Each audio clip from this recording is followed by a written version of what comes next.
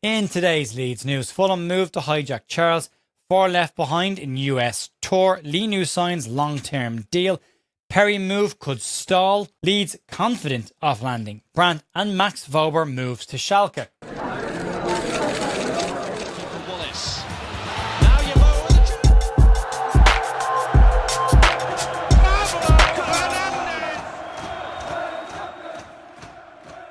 Wednesday the 22nd of July at the Leeds View. Jer here with your daily Leeds United news. We do these Monday to Friday, as well as 2 podcasts a week and a transfer wrap up at the end of the week. And we're part of the Sports Social Podcasting Network. Hope you're all having a great day, a great Wednesday, a great week. There's a lot of stuff to get stuck into. The Leeds players headed off on their pre-season tour yesterday. We will do a watch along for that on Saturday night, Sunday morning, 12:30 a.m. Sunday morning, very, very late Saturday night, whichever way you want to look at it.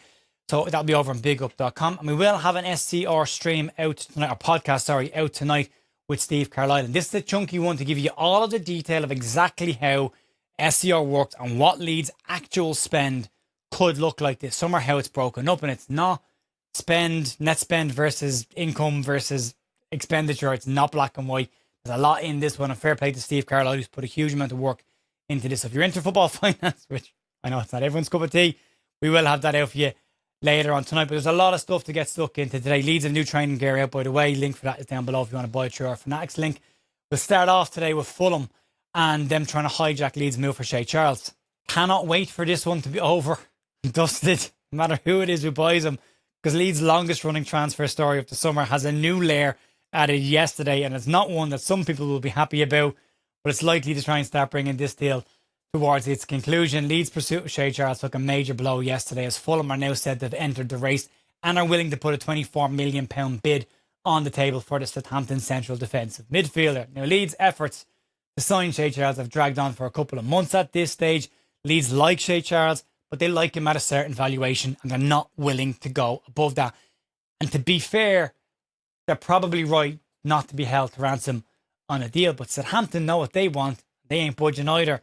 According to the Mail today, Southampton are looking for £25 million plus add-ons, which is a bit of a climb down from the initial £30 million that they were asking for earlier this month. Leeds are believed to put a £23 million bid plus add-ons on the table, and now Fulham have stepped in with an offer slap bang in the middle of both of those to try and see if they can get the deal done. Now, Kyle Newbold in the Yorkshire Evening Post today has a slightly more sceptical view of this, and he says Leeds remain interested in the player.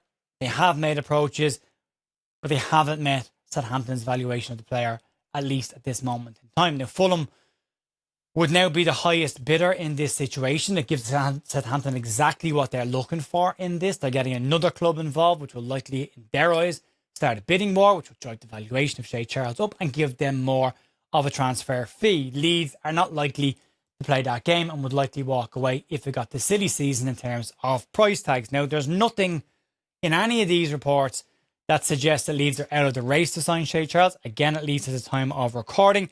But Southampton's valuation isn't budging, and Fulham are now the most active party when it comes to this deal, at least on what's being reported right now. And you would imagine Leeds will either make a move to finalise this deal and speed things up, or walk away from it completely. But either way, another club bidding means that this deal is likely going to come towards a speedy conclusion of what has been an incredibly drawn out deal over the course of this summer. And I think all of us will be very happy to see the end of this one either way at this point. Either Leeds move on to another target, maybe it's Amanda Laketa, or they get Shea Charles. Who knows? He is a player that Daniel Farke wants, but Leeds aren't willing to pay any amount of money for the player. They've got a valuation, and they're probably right to stick to that given their budget this summer. We'll see. We'll move on. Last night, Leeds named their tour squad as they left for the United States. First game, as I said, will take place at 12:30 a.m. UK time. Sunday morning or late Saturday night, we'll do a watch along for that over on bigup.com. But there's a pretty young group of players that's headed off, but there were some exclusions and some pretty obvious and notable ones to talk about. There was no Noah Okafor named in the squad, but that's a mutual decision being made. FIFA mandates a minimum of a 3-week gap between a player's participation in a world tournament like the World Cup and returning to their club. So Leeds and Okafor have agreed to that extended break because they got beyond the group stages, so he gets a little bit longer and he'll likely meet up with the group when that time has come. No issues there at all. but others have more context to them. One specifically has a lot of context to it. Largi Ramazani, Joe Gelhardt, Max Wöber and Jack Harrison all miss out as their futures now look done and dusted. One of their futures is definitely done and dusted at the club. Now, Largi Ramazani, as we know, Valencia are interested in him, but they're said to be willing to wait until the end of this summer's transfer window in order to get a better valuation of him. If no one else comes in for him, they believe they can get him for a cut price deal. We'll wait and see if that actually ends up being the case. Joe Gelhardt is in a very similar situation to Largi Ramazani. Hull City want them. They're focusing on other priorities right now. They believe no one else is going to come in for Joe Gelhardt, and they'll come back to Leeds towards the back end of the transfer window when no one else is interested and get him on a cut price. That might be the case, might not be the case. We'll have to see. Now, Max Wöber looks like he's leaving Leeds United, or has left Leeds United. We'll give you that detail in a couple of minutes' time. And then there's Jack Harrison, who had a decent second half of season loan at Fiorentina, but they didn't pick up the purchase option on him.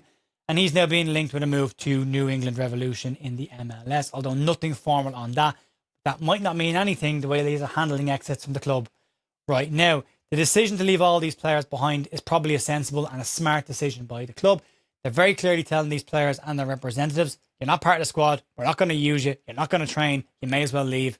And that might push them to try and get clubs for their players to move on sooner. And for Ramazani and Gelhardt's situation, that might actually benefit Leeds here.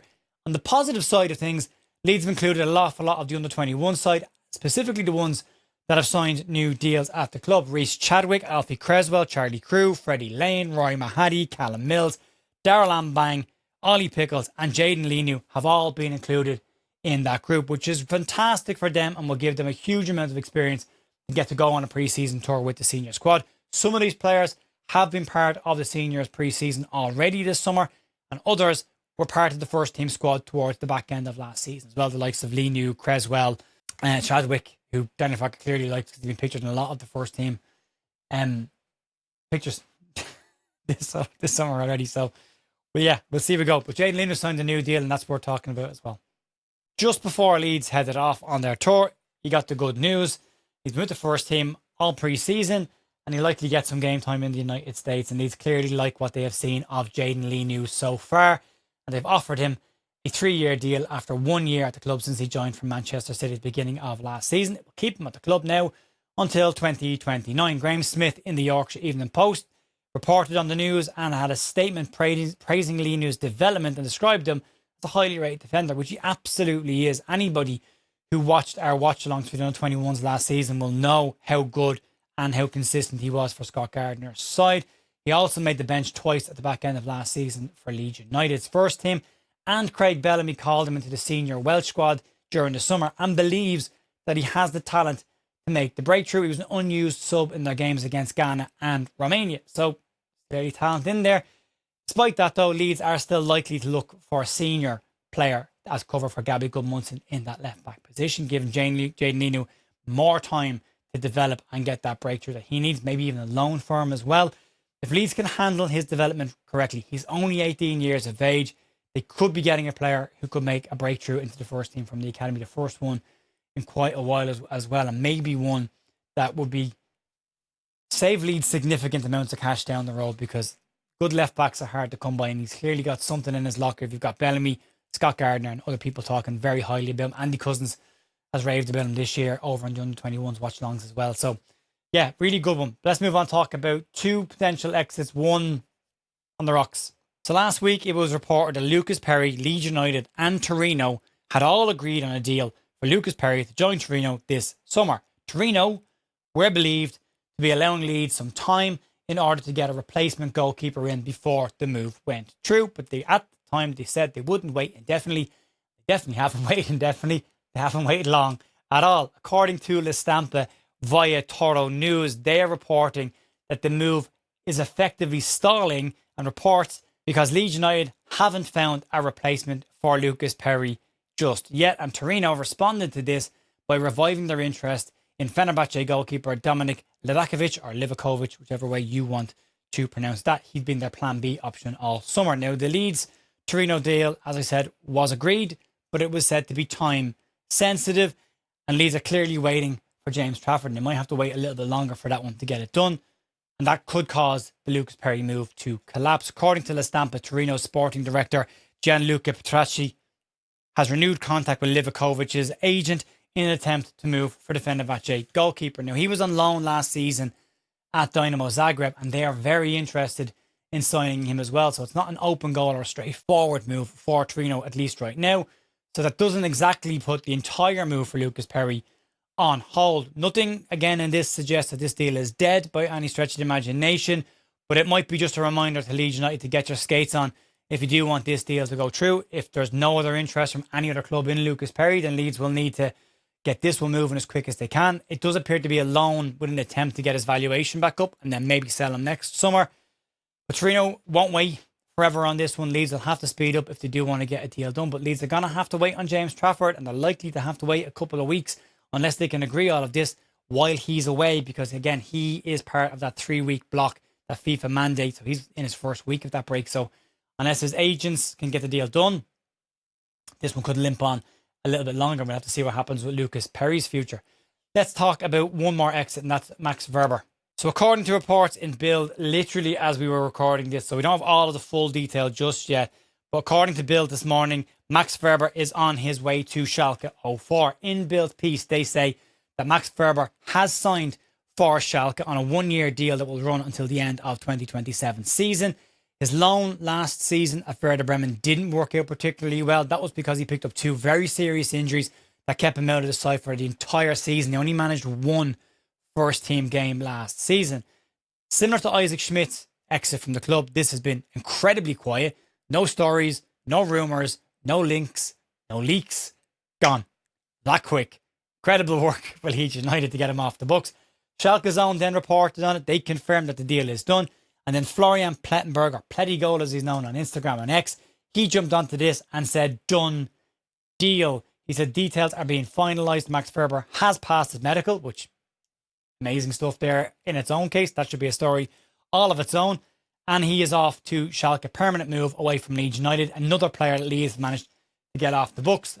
When you're watching this later on this evening, you'll probably have all the details on this, what the transfer fee was, what the breaking story was on it. I'm just giving you literally the breaking news as we were recording this. Max Wöber to Schalke 04, according to Florian Plettenberg, done deal. There we go. See you, Max. Let's talk about incumbent player to Leeds possibly as well. It's kind of stuck in a rumour mill territory, but it's also not a rumour mill territory because it's Julian Brandt. But just to give you where we are with this one and some information that's come out this morning, but I would put some salt, not loads, but some salt on the reports from where this has come from. He was pictured yesterday in Germany training with his former Germany teammate Kai Havertz, and there are reports today that believe Leeds United could be very close to signing Julian Brandt. According to Team Talk, they claim that there is growing confidence in Leeds that a deal to get Julian Brandt to the club can be done and become Leeds United's 3rd summer signing this year. Now, they say 3 separate sources have all said the same thing, that there is general belief that Leeds will get this deal done. Sadly, belief is just belief. It's an opinion. It's not facts, and we have to wait and see. But of the 3 sources, one of these sources doesn't have a great track record. It's pretty much a 0 track record. Former Everton chief executive Keith Wins is one of these 3 sources, and he does work for Football Insider, which is everything you need to know about a club source. But he says that Leeds United are now favourites to get a deal for Julian Brandt. I think you lose credibility when you add that into a story, don't you? Now, what's interesting about this is once you start to cut through the absolute copious amounts of editorialising in this piece, this actually isn't even Wins information. He has been told by a separate source that this is the case and that Leeds are favourites. So it's a second-hand source for their 3rd source. I mean, you've got to hate summer transfer windows, don't you, when you get to this stage? It does feel like people are just looking for stuff to write about while it's quiet at the moment. Anyway, what it does say is Leeds are rumoured to have offered Julian Brandt a 3-year deal, which might tempt him to move to the club because he's likely not to get that from other clubs that are interested in him, and he's taking his time to weigh up his options. And he could take all summer to weigh up his options. Dominic Calvert-Lewin did that last season. He had the entire summer and signed for Leeds right before the start of the season. So that could take longer, but the 2 sources on this that you could say, yeah, semi-credible, and then there's 1 source on this that you'd have to say isn't really even a source. It's a second-hand source and isn't credible in his own right. So that's where we are with you today. Let's hope this one is true, though. I would love to see him in a Leeds United shirt next season. I think it'd be a fantastic signing for the club. But I wouldn't put your life savings or your house on this one just yet. We'll have to wait and see. Anyway, folks, that'll be it for me this morning. Back tonight with Steve Carlisle to give you an in-depth look at what SCR actually means, the detail behind it, some scenarios of what it looks like. And if you want to nominate us for the Football Content Awards shortlist, the link for that is down below with a QR code and a link in the description. You can check all that out if you so wish. I will be back tonight. Talk to you then. Have a great day. See you. Bye.